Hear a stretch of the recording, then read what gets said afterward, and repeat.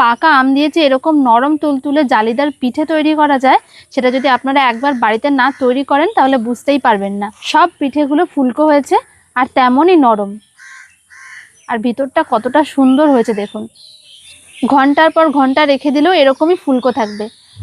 নমস্কার বন্ধুরা, পিওর রান্নাঘরে আরও একটা নতুন রেসিপি দেখার জন্য আপনাদের সকলকে স্বাগত জানাই। আজকে আমি বানিয়ে দেখাবো পাকা আমের পোয়া পিঠে। পাকা আমের পোয়া পিঠে বানানো খুবই সহজ আর খেতেও অসাধারণ লাগে। খুব সহজভাবে বানিয়ে দেখাবো, তাই অবশ্যই পুরো ভিডিওটা শেষ পর্যন্ত দেখতে থাকুন। আর আমার চ্যানেলে যদি নতুন বন্ধু হয়ে থাকেন তাহলে অবশ্যই আমাদের চ্যানেলটিকে সাবস্ক্রাইব করে এবং আমাদের ফেসবুক পেজটিকে ফলো করে আমাদের পাশে থাকবেন। তো চলুন রান্নাঘরে গিয়ে আজকের রেসিপিটা শুরু করি।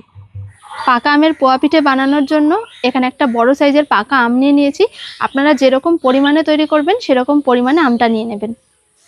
পোয়া পিঠাগুলো বানানোর জন্য আমি এখানে আতপ চাল আর গোবিন্দভোগ চাল একসাথে মিশিয়ে ভিজিয়ে রেখে দিয়েছিলাম 1-1.5 ঘন্টা মতন। আর দেখুন চালগুলো খুব সুন্দরভাবে ভিজে গেছে। যদি এরকম হাত দিয়ে ঘষি গুঁড়ো গুঁড়ো হয়ে যাচ্ছে। একটু চালটা ভালোভাবে ভিজিয়ে রাখতে হবে, আর ভেজা চালটা এরকমভাবে মেপে নিতে হবে। আমি এখানে একটা বাটি নিয়ে নিয়েছি, এই বাটি মেপে আমি 2 বাটি চাল নিয়ে নেব। আর চালটা নিয়ে আমি সরাসরি মিক্সিং জারে দিয়ে দিচ্ছি।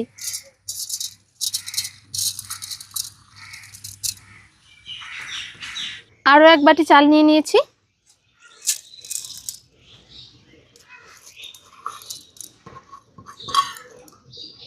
আর এই পিঠেটা যে শুধুমাত্র গোবিন্দভোগ কিংবা আতপ চাল দিয়ে করতে হবে তা কিন্তু না, ঘরে থাকা যে কোনো রকম চাল দিয়ে করে নিতে পারেন, তবে সেক্ষেত্রে চালটা ভালোভাবে ভিজিয়ে নিতে হবে।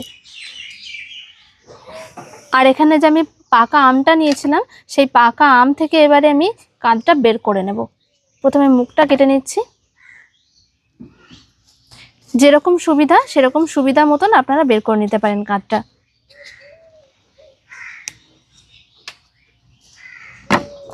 আর এই আমের কালারটাই কিন্তু এরকম, তবে আমটা কিন্তু পাকা আম। আমি এরকম একটা চামচ নিয়ে নিয়েছি, এইভাবে চামচে করে বের করে নিচ্ছি।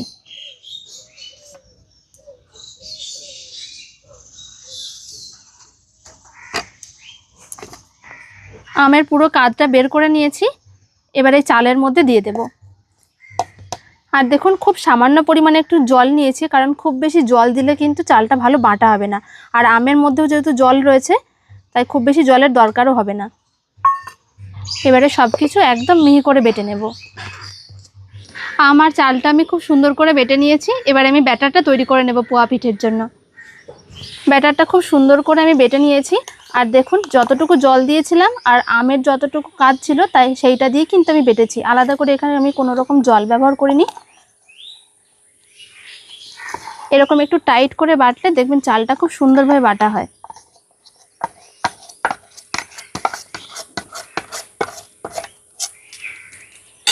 যে বাটি মেপে আমি চাল নিয়েছিলাম, ওই বাটিরই দেখুন 4 ভাগের 3 ভাগ এখানে জল নিয়েছি। আর জলটা হচ্ছে একদম উষ্ণ গরম জল, এরকম আঙুল রাখলে রাখতে পারা যাবে। খুব বেশি গরম না, আবার খুব ঠান্ডাও না। এই জলটা আমি মিক্সি জারের মধ্যে দিয়ে দিচ্ছি সবটা। ওই জলটা দিয়ে আমি জারটা পরিষ্কার করে নিয়েছি। এবারে সব জলটা দিয়ে দেব।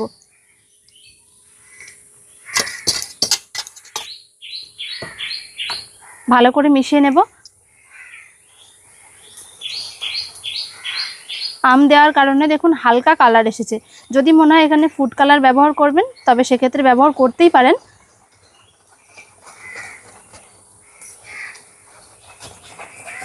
এবারে আমি চিনি দিয়ে দেব। আর ওই বাটির মাপ করে আমি যতটা জল নিয়েছিলাম ঠিক ততটাই চিনি ব্যবহার করছি।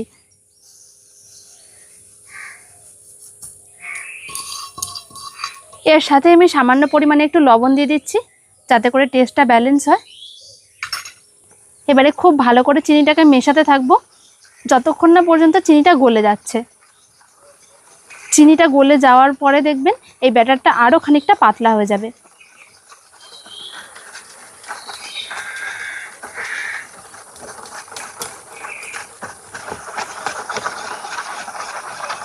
দু 3 মিনিট মতন একটু ফেটিয়ে নিয়েছি। আর এখন চিনিটা খুব সুন্দরভাবে গলে গেছে। এবারে দিয়ে দেব ময়দা। ওই বাটিরই মাপ করে হাফ বাটি ময়দা নিয়েছি, মানে 2 বাটি চালের জন্য হাফ বাটি ময়দা দিতে হবে।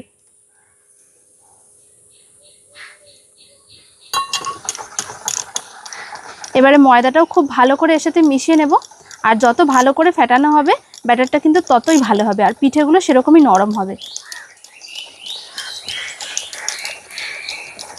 খুব ভালো করে মিশিয়ে নিতে হবে যাতে এর মধ্যে কোনো রকমভাবে ময়দার গোটা গোটা ভাবটা না থাকে, একদম মিহি হয়ে যায়।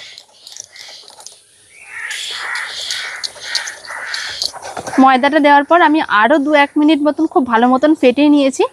আর ব্যাটারটা দেখুন কতটা মোলায়েম হয়েছে। এরকমভাবে চামচে করে তুললে বোঝা যাবে এর নিচে একদম গাঢ় হয়ে গেছে। এই দেখুন ঠিক এরকম একটা গাঢ় ব্যাটার তৈরি হবে। পোয়া পিঠার ব্যাটারটা সম্পূর্ণ রেডি। এখানে একটা কড়াই বসিয়ে দিয়েছি এবার পিঠেগুলোকে ভেজে নেওয়ার জন্য। কড়াইয়ে তেল দিয়ে দেব। তেলটাকে খুব ভালো করে গরম করে নিতে হবে। আর আমি এখানে ভাজার জন্য সাদা তেল ব্যবহার করছি। তেলটা ঠিকঠাক গরম হয়েছে কিনা দেখার জন্য অল্প পরিমাণে একটু ব্যাটার দিয়ে দেখছি।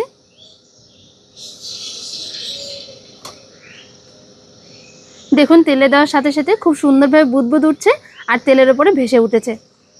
ঠিক এরকমভাবেই তেলটা গরম হতে হবে। এবারে 1 হাতা পরিমাণে ব্যাটার নিয়ে নিয়েছি, ঠিক এই মাঝখান বরাবর দিয়ে দেবো।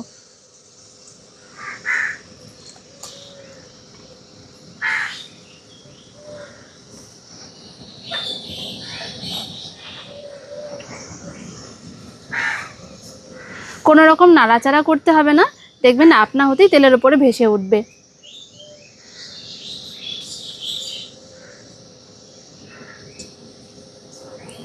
দেখুন কেমন সুন্দর তেলের উপরে ভেসে উঠেছে ফুলকো হয়ে।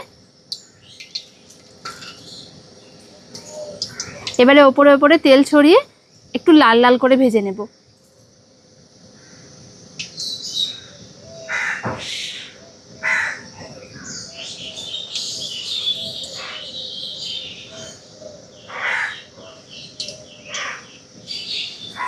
আর ওপর থেকে অনবরত এইভাবে তেলটা ছড়িয়ে দিতে হবে, তাহলে দুদিকে খুব তাড়াতাড়ি আর সুন্দরভাবে ভাজা হয়ে যাবে।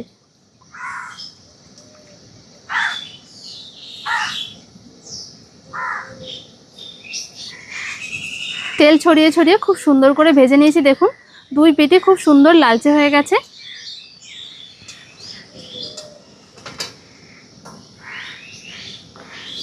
পাকা আমের পোয়া পিঠে দেখুন যেমন সুন্দর একটা কালার এসছে তেমনই সুন্দর ফুলকো হয়েছে। কতটা সুন্দর দেখতেই লাগছে। আর খেতেও কিন্তু এই পাকা আমের পোয়া পিঠে দারুণ লাগে। সমস্ত পিঠেগুলো ঠিক একই রকমভাবে আমি তৈরি করে নেব।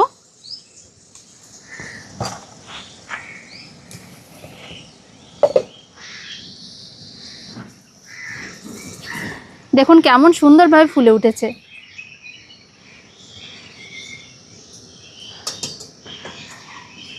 প্রত্যেকটা পিঠে দেখুন কেমন সুন্দরভাবে ফুলে উঠছে। আর পোয়া পিঠের এমন সুন্দর একটা সুগন্ধ বেরোচ্ছে যে মন ভরে যাবে। পোয়া পিঠে অনেকেই ভালো বানাতে জানে, তবে অনেকেরই কিন্তু সমস্যাও হয়, ঠিকঠাক ফোলে না বা নরম হয় না। তবে আজকে আমি যে পদ্ধতিতে একদম সঠিক মাপ সহ করে দেখেছি, আপনারা যদি এরকমভাবেই তৈরি করেন সঠিক মাপ নিয়ে, তাহলে এরকমই ফুলকো ফুলকো হবে আর নরমও হবে। প্রত্যেকটা পিঠে দেখুন কতটা সুন্দর হচ্ছে। দেখুন সব পিঠেগুলো কত সুন্দরভাবে ফুলেছে। সমস্ত পোয়া পিঠেগুলো আমার ভেজে নেওয়া হয়ে গেছে। এবার আপনাদের এই পোয়া পিঠেগুলোকে একটু ছিঁড়েও দেখাবো যে এর ভেতরটা কতটা সুন্দর হয়েছে আর এই পিঠেগুলো কতটা নরম হয়েছে। পাকা আম দিয়ে তৈরি প্রত্যেকটা পোয়া পিঠে দেখুন কতটা সুন্দর হয়েছে।